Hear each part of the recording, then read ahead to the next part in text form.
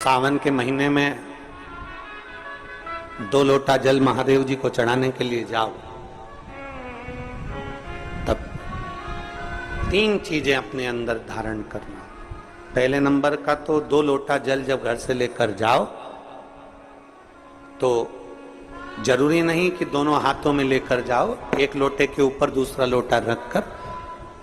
दूसरा हाथ से अगर कोई काम हो, पल्लू लेना हो या कोई कार्य हो तो कर सकते हो।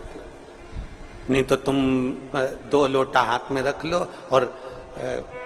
पल्लू डाल देना सिर पे, जरा सिर पे पल्लू। अब वो तुम्हारा लोटा हाथ में, वो बेचारा वो भेरू पल्लू, ठीक है, थोड़ा और खींचो ये बाजू का, तो पल्लू वो भेरू ने और खींचा है, ठीक है, ये पल्लू हमारा मुंडा में दे दो,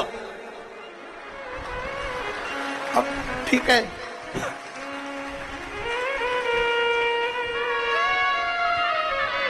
और थोड़ी दूर चली और याद आ गया, ओ बाप,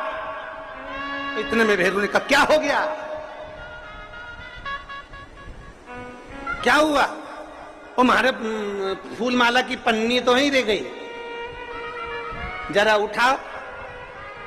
उठाओ जरा, ये ले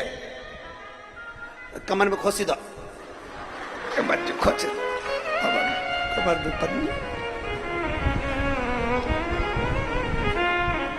और कैलाश पर्वत पे जाके रहूंगी,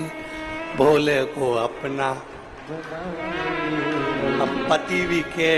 अच्छा शंकर हुआ और अच्छा जल हुआ, दोनों निवेदन है। अगर 2 लोटा हाथ में ना तो एक के ऊपर एक लोटा रखकर भगवान की भक्ति धारण करते हुए 3 चीजों में एक चीज जल 2 लोटा, दूसरा श्री शिवाय नमस्तुभ्यम का जाप पूरे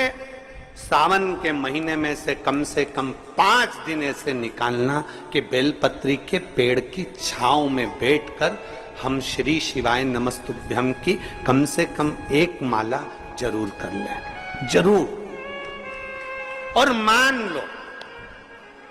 मान लो अगर बेलपत्री का पेड़ नहीं मिले, तुम्हारे आसपास में नहीं मिले, तो फिर एक काम करना, शंकर जी के मंदिर की बेलपत्र मिली जाए, उसको सिर पे,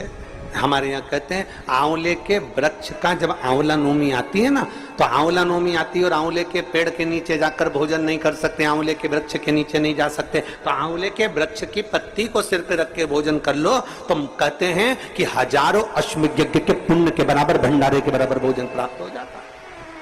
आंवले के वृक्ष की पत्ती, तो वो बेलपत्र भी मस्तक पर बाबा को प्रणाम कर कर फिर वही बेलपत्र का आनंद करते हुए भाव से उस बेलपत्र को मात्र शीश से लगाई लिया ना, मस्तक पर चढ़ाई लिया ना, तो भी भगवान की विरल भक्ति